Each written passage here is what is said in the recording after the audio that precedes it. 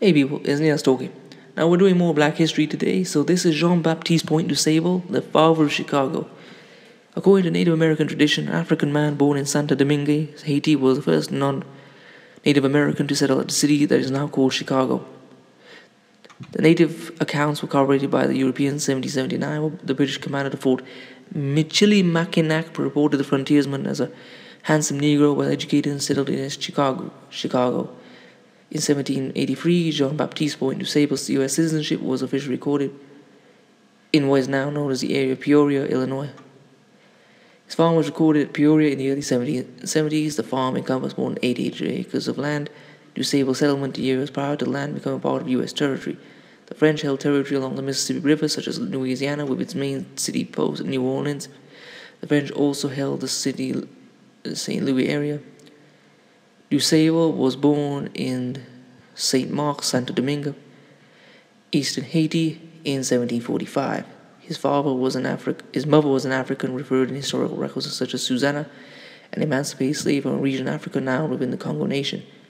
His father was from a French merchant married on a ship called Black Seagull. The blogger has not been able to find a reliable source for the name of Du Sable's father or mother. The recorders indicate that his father provided him an education in France.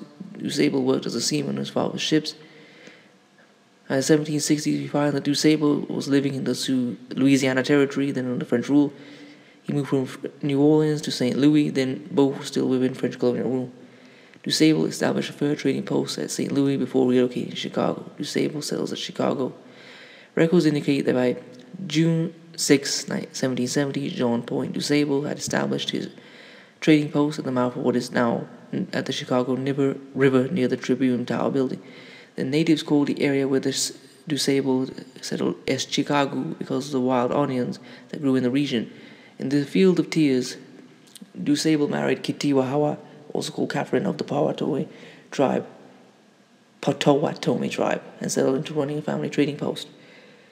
An explorer and entrepreneur, Du Sable was a well-known and high-respected businessman in the Northwest Territory of the United States.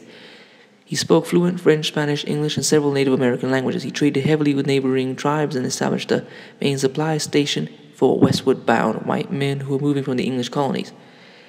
In 1778, he was temporarily jailed by the British Armed Forces on charges of being a French spy. The allegations were never substantiated. Du Sable was known as a man of fine taste. Du Sable built his home on the North Bank, North Michigan Avenue, or what is now known as the Chicago River, near the site of today's Wrigley Building, the chewing gum maker, and the Tribune Towers.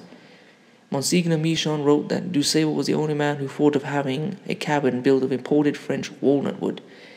Michon said his home contained a feather bed, a couch, and a bureau, to say nothing of mirrors and pictures, in the midst of a wilderness. Hey, the man liked the finer things, like they say. Du Sable's establishment along the Chicago River reported to possess 23 old world art treasures. On May 14, 1800, records show that Du Sable sold his Chicago holdings to a European trader for $1,200. 2015 CPI equals 17. I don't understand that. He left the region that would become a great metropolis. He moved to live with his son on property they owned in St. Charles, Missouri. Some commentators say that Du Sable's imprisonment during the Revolutionary War by the British may have precipitated his move from the region as the westward expansion of Europeans began to advance. Du Sable and his family were detained by the British for 5 years during the Revolutionary War. As a black man who was multilingual, free, and self-employed, Du Sable may have been considered suspicious about the British and the French, as well as Europeans who identified themselves as Americans. Whatever his reason, there is a Native American saying that may capture in part the magnitude of his historical legacy. The first white man in Chicago was a black man. To settle in Chicago was a black man. Du Sable's death was recorded as St. Charles Borromeo Catholic Church. Monsignor Michon said the following: Sable, for more than 20 years his name was associated with Chicago. He was a frontiersman who lived with an air of regality, as if the city which traces her permanency from adopted at a later date the motto, she can be sure the first Chicagoan had all the qualities that this slogan implies. So let us pay tribute to this black man who founded a major city. And I actually think it's ironic, really, that this city that was founded by a black man, according to all the people I speak to in the United States, is now one of the most racist and segregated cities outside of the South. which just shows you how irony works. Anyway, I hope you like this history. I'll leave this and maybe a few other sources in the comments. I'll leave my Instagram page as well. If you want to support this channel, leave my PayPal in the description. Peace, family.